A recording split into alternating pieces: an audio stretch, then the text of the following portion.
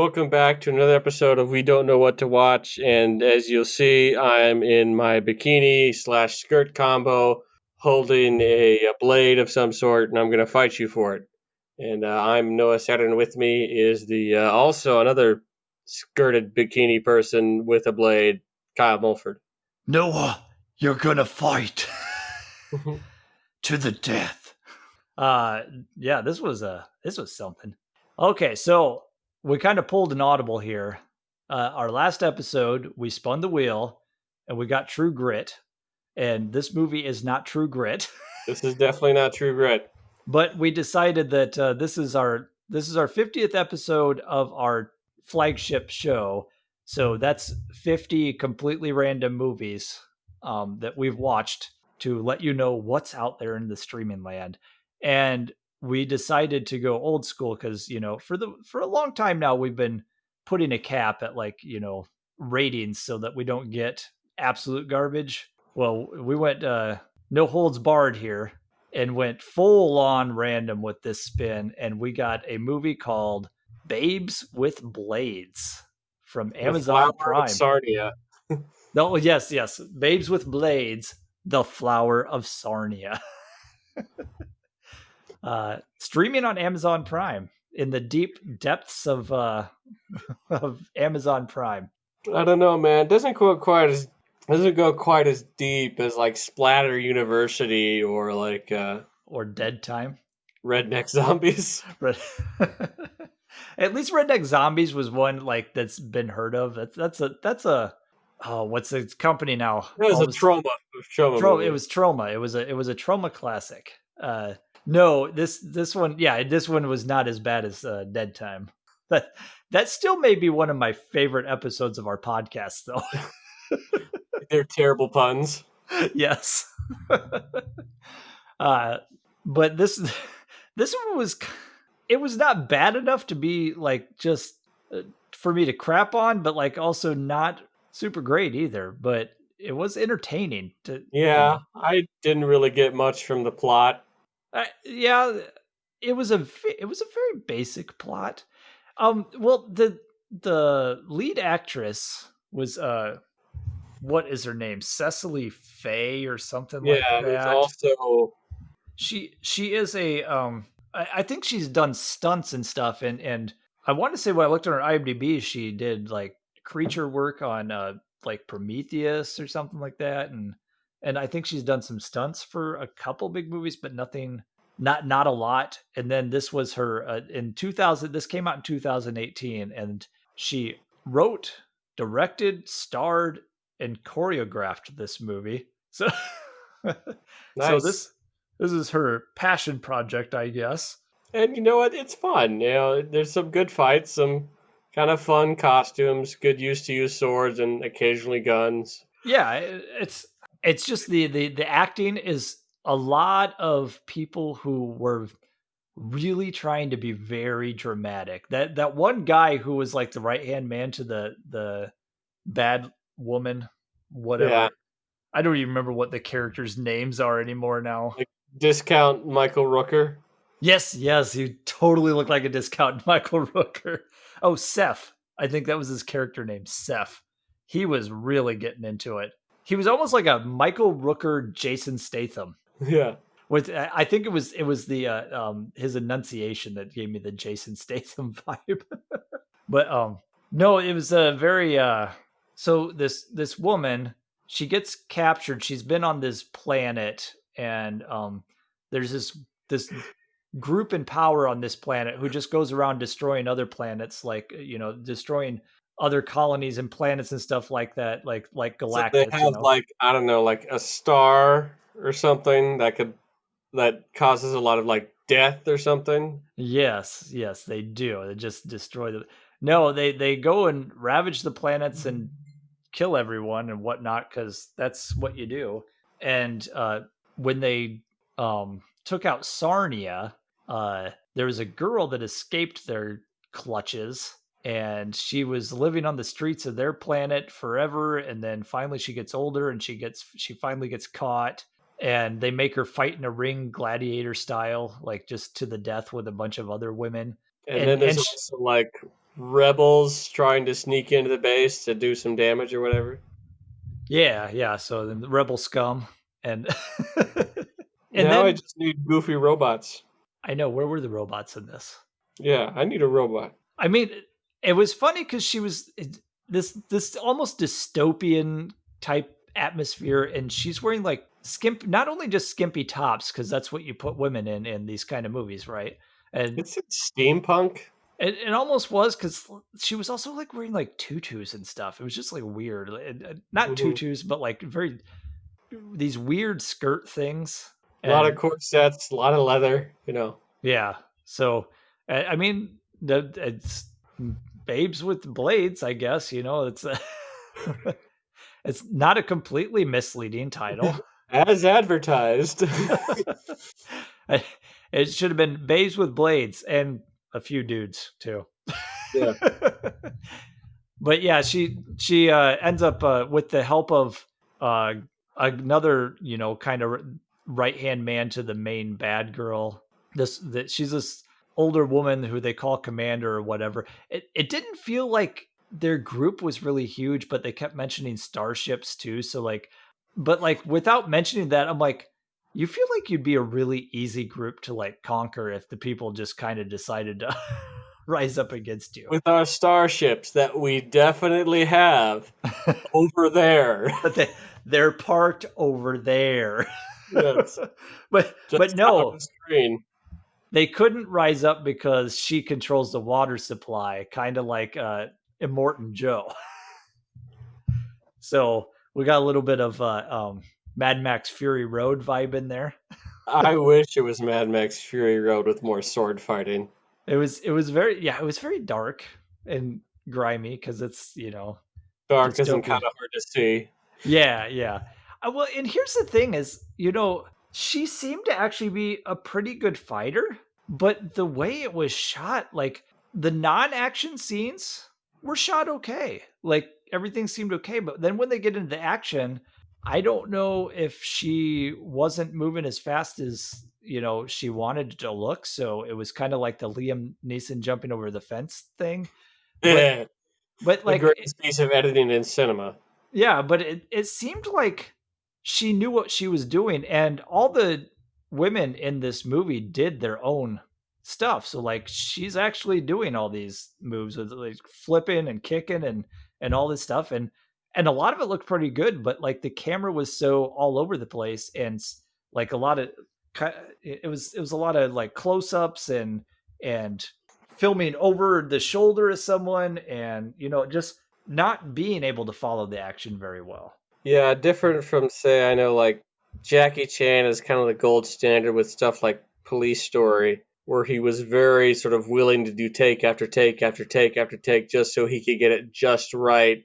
And he was always really good at filming kind of these wider shots so you could clearly see the action and everything that was going on because he's such a talented performer when it comes to stunts and martial arts. Yeah, and that's the thing is like watching this, I was like, I don't know if you got this too, but I got the inkling that maybe it would have been actually okay fighting to watch if they would have had more stationary shots. I I think I so, did, yeah. I thought she looked like she was halfway talented with it. So show it off a little bit. Also, But according to IMDb, she's like 4'8", so it's pretty good for jumping around all over the place.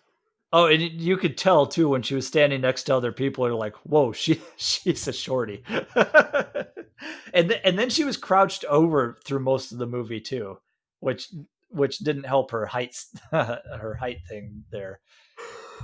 But yeah, she eventually, with the help of this other guy, they have like these shock collars on, and so like he disrupts the signal on that, and her and another gladiator like slash the spectators and get out of there, and then they It's just like the power dampening collars and Deadpool too.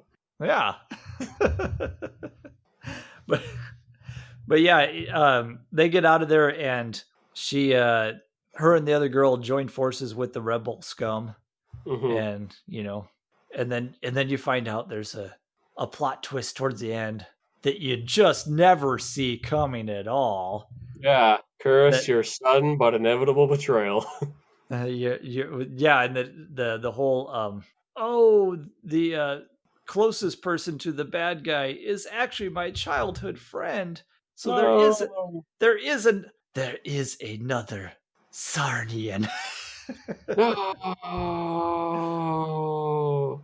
But one scene though where was it one where she broke out of she was chained up somewhere and then someone disrupted the signal in there too and she broke out of the cuffs and everything.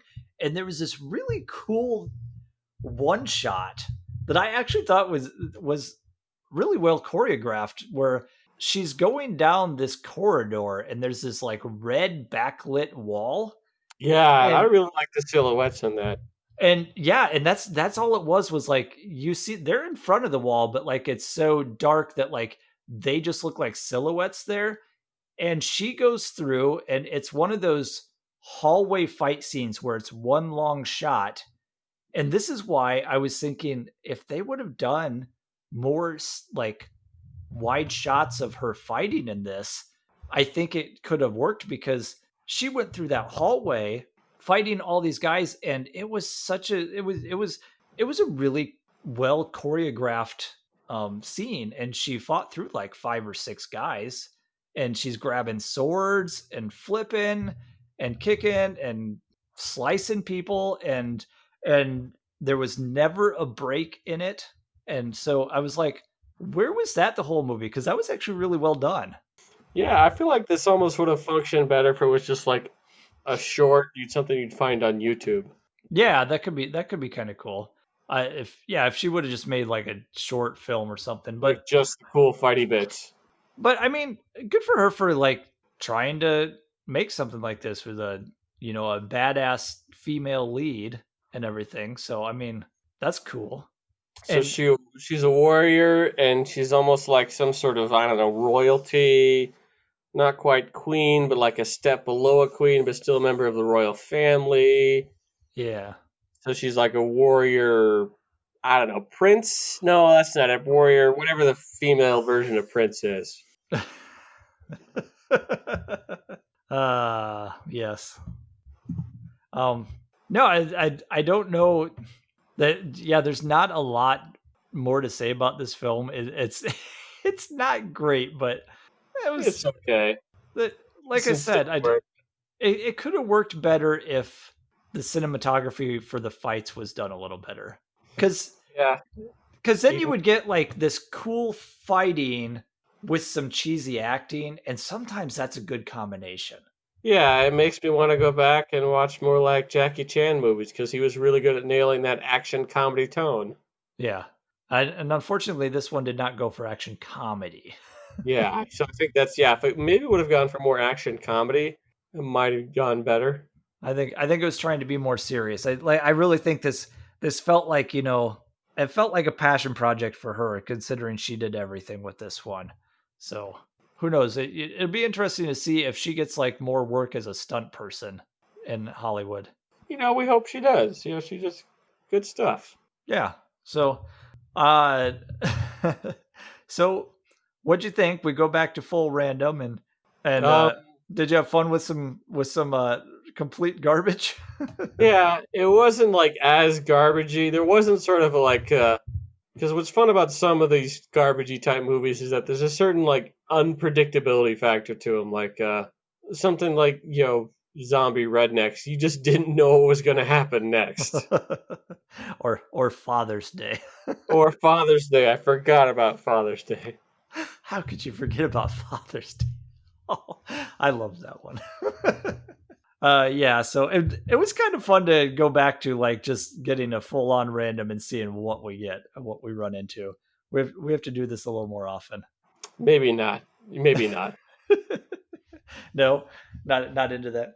Now I remember why we stopped doing the full on random. Maybe for our 100th episode we'll do it again. Maybe. So yeah, I don't know if I sometimes I recommend these kind of movies. I don't know if there was enough in this one to recommend it. Not quite. I'd say it'd be something like, shot on a shorter budget, like mostly an emphasis on action. I feel like something like Hardcore Henry would do that a little bit better because Hardcore Henry knew what it was and it wasn't trying to take itself super seriously. Oh, okay. Yeah, I might have to watch that one. But yeah, so not really a recommend, but it was a fun diversion. So, what's your double feature for this one? This one, I'd say don't watch this one and instead go watch Jackie Chan Police Story. It's one where he's directing himself. Great action comedy, awesome stunts, and even at the very end, as the credits roll, you can just see just how many takes it took to get some of these stunts right. Okay. I just kind of I was having trouble coming up with something to watch instead, and I kind of went with the first half of the movie vibe of whole family and town wiped out, and then being forced to fight in the ring. And I'm just saying, there's always a need to watch a Gladiator, right? And and then he had to escape from the Gladiator ring and then go kill Joaquin Phoenix, and Yep. who was great in that movie. And that's the I one that's the one where Joaquin Phoenix plays Johnny Cash, right? Yes, I He was singing to like Gladiator Russell Crowe or something. he puts Russell Crowe in the burning ring of fire. Oh, that's what that song is really about. Yes. I knew it. Oh. No, so yeah, that's my pick. Go watch Gladiator. I was trying to come up with some. I really wanted to come up with another like female led sword type movie, but like that's the sad thing is like I couldn't come up with any. I'm like, that means there's not enough of them. There should be more. So someone go out and do that. Charlize Theron is becoming like this badass action star. Come on, Charlize, give me a sword movie. Yeah, A, you already did Mad Max, so you got dystopian. Do a dystopian, like, and you did Atomic Blonde, so you did that too. yeah, dystopian future planetary sword movie. Or just put on a pirate ship. I don't care. Yes, yes. Oh, we haven't had a good pirate movie in a while, like because the Pirates of the Caribbean have gone downhill since the first one, but Mm-hmm. we need a good pirate movie. That'd be great. Agreed. Female Everyone led loves pirate movie, pirates. like what was it with Gina Davis, Cutthroat Island. Yes, that's exactly what we need more of Cutthroat Island. Who was that? Was that Rennie Harlan directed that one? It sounds like Rennie Harlan. Oh, so anyway, It takes place in the same universe as Deep Blue Sea. awesome. I don't know if that's who directed it, but yeah, it sounds like something he would do. But that's all we got to say about this one. I wish there was more. Like I said, I think there was something there to the fighting. I wish the camera was more stationary. Mm-hmm. Would have made it actually would have improved this movie. So because I got a kick out of Seth in this movie with his over the top, like trying to do that deep grumbly voice. And Yeah, Steph knew what he was doing. oh, he was totally in on this just being a Yeah, a good time for him. he knew what kind of movie he was in. Yeah, so I think a couple of the actors did, because the one lady who played the although I don't know if she was really trying to be serious or not, who played the main bad guy. We may never know. Yeah, but yeah, Seth totally had to have known what movie he was in. Oh, but anyway, we're not going to spin the wheel this time because we are still going to do our True Grit episode. The 2000, what was it, 2007 Coen Brothers remake. Yeah, it's like 2014 or something. Oh, okay, I was a little off. Yeah. But yeah, so we'll still be doing that one. So no wheel spinning today. But Yeehaw. in the meantime, you can Put on an eye patch and call yourself Rooster. yes, and you can find me on Twitter at awesomekm. And you can find me on Twitter at Noah_Saturn, SATERN. And you can find me on Instagram, or well, find us on Instagram, but I usually post there at We Don't Know What to Watch. And I kind of actually post the movies I'm watching and, you know, comment on those. Let me know if you've seen them or not. So, and then until next time, I'll poke Uh, your eye out with a sword. yeah, you'll shoot your eye out, kid. You should poke your eye out with a sword. Call you rooster. Yes. Deepest, bluest, my hat is like a shark fin. Oh no. On that note, we need to go.